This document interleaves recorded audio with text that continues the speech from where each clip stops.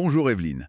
Trouver le jeu parfait quand on n'est que deux, c'est parfois un vrai casse-tête. Ah oui, c'est clair. On a justement passé pas mal de temps, pour notre article, à explorer 3 nouveautés conçues spécialement pour les duels. C'est ça. On a Balconia, Time Division et Garden Rush. Exactement. Et l'idée aujourd'hui, c'est de partager un peu ce qui nous a marqué en les essayant. Voilà, on va regarder un peu la mécanique, ce qui fonctionne bien et puis ce qui coince un peu pour chacun. Tout ça basé sur nos sessions de jeu, hein. C'est ça, notre analyse directe. Alors, prêt à voir quel style de duel pourrait animer les prochaines soirées? Allons-y. C'est parti. Bon, commençons par Balconia. Mhm. Le concept est assez unique, je trouve. On bâtit littéralement une façade d'immeuble en 3D. Oui, en posant des cubes qui représentent des balcons. C'est visuellement très satisfaisant au début, c'est vrai. C'est malin. Oui, cet aspect matériel en 3D, c'est clairement son principal atout.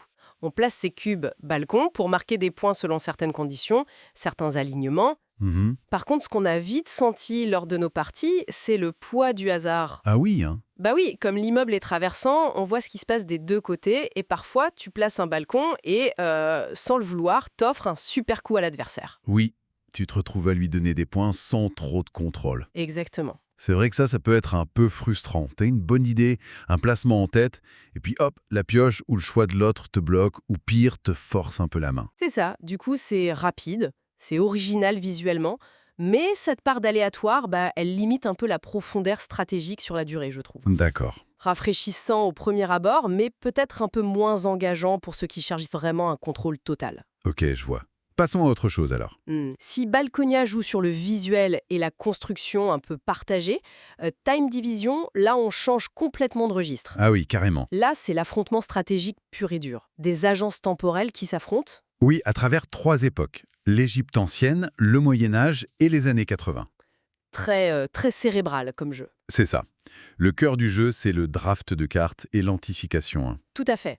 On connaît une partie de la main de l'adversaire, donc il faut constamment calculer, bluffer un peu, prévoir les coups. Chaque carte jouée a un impact direct sur les différentes époques, sur le contrôle des zones. La tension est là, elle est palpable.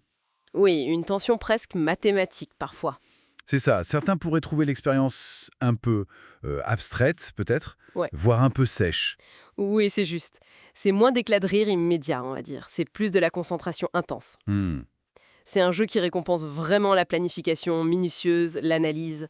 Moins de fun direct peut-être, mais une vraie satisfaction intellectuelle pour les amateurs de stratégie pure, ceux qui aiment décortiquer les possibilités. Un défi exigeant donc. Voilà, clairement. Bon. Et pour finir, changement d'ambiance, encore une fois, avec Garden Rush. Ah, Garden Rush! Ici, c'est une course effrénée à jardinage. C'est ça l'idée. Ouais, Faut planter, récolter des légumes en formant des motifs spécifiques. Et le tout dans la boîte qui sert de plateau. Ça, c'est malin et rapide à mettre en place. très astucieux, ouais. Et celui-ci mise clairement sur l'interaction directe et le rythme. C'est dynamique, hein. Ah oui, très. On essaye constamment de devancer l'autre, d'optimiser son petit lot pointer. Et puis, il y a ses outils Ah oui? pour accélérer sa propre récolte ou, ce qui est plus drôle, pour ralentir l'adversaire. Les fameuses taupes. Qu'on peut envoyer saboter le jardin voisin. Exactement. Ça crée des moments assez mémorables, ça, et un peu de chaos bienvenu parfois. Je me souviens d'une fin de partie où une taupe bien placée a coûté la victoire à mon adversaire. C'était tendu. C'est ça. Le jeu est fun, il est très interactif.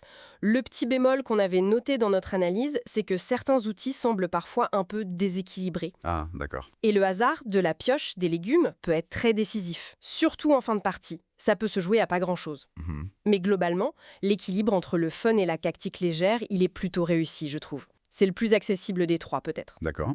Donc, si on résume un peu nos impressions tirées de notre article, Balconia, ça séduit par son originalité matérielle, son côté 3D, mais le hasard peut frustrer. C'est ça. Time Division, ça offre une vraie profondeur stratégique, intense pour les calculateurs, mais au risque d'être un peu austère, un peu froid. Tout à fait. Très cérébral. Et Garden Rush, lui, propose une course très interactive, amusante, avec quelques aléas, et ce côté un peu coup bas qui peut plaire. Voilà, on a vraiment trois expériences de duel très distinctes. L'un joue sur la construction physique et le visuel, Mhm. l'autre sur la pure stratégie abstraite, la planification, et le dernier sur la course, l'opportunisme et l'interaction directe. Donc, aucun coup de cœur absolu qui surclasse les autres, mais 3 options vraiment différentes. Exactement. Aucun n'est parfait, mais chacun répond à une envie différente pour une partie à deux.